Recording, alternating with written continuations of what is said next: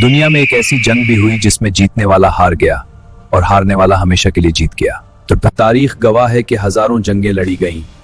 किसी ने तख्त के लिए तो किसी ने दौलत के लिए तलवार उठाई। हर जंग में सिपाही एक ही मकसद लेकर जाता है, दुश्मन को हराना, फतह पाना और जिंदा वापस लौटाना। मगर करबला की वो शाम कुछ और ही दास्तान सुना रही थी। ये तारीख की वाहिद जंग थी जिसका अंजाम लड़ने वालों को पहले ही मालूम था। हजरत इमाम हुसैन जीत के लिए नहीं बल्कि लुट जाने के लिए मैदान में उतरे थे।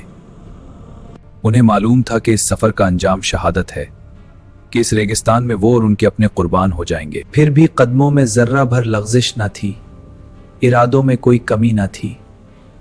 वक्त ने उन्हें एक ऐसे दो राहे पर ला खड़ा किया जहां फैसला किसी आम इंसान के बस की बात ना थी। पहला रास्ता यह था कि जालिम दौलत और इख्तिदार मिल जाए, मगर इसकी कीमत थी इस्लाम का खात्मा और झूठ की फतह। दूसरा रास्ता भूख को क्यारोती रखा, अपनों कुर्बान होते देखने का था, मगर यही रास्ता था। सलाम है उस हुसैन पर जिन्होंने दुनिया के आराम को ठुकरा दिया, शहादत को गले लगाया और दीन मोहम्मद का सौदा ना। सर कटाना मंजूर है मगर जालिम के आगे सर झुकाना नहीं कह। आज यजीद नफरत की पहचान है और हुसैन हर दिल की धड़कन। इस्लाम हम तक करबला की इसी कुर्बानी से पहुंचा। अगर आपके दिल में इमाम हुसैन की मोहब्बत है तो लिखें, या हुसैन और हक की इस दास्तान को फैलाएं। अगर तुम नबी सल्लल्लाहु अलैहि वसल्लम के घराने से मोहब्बत रखते हो तो कमेंट अल्लाह लिख दो।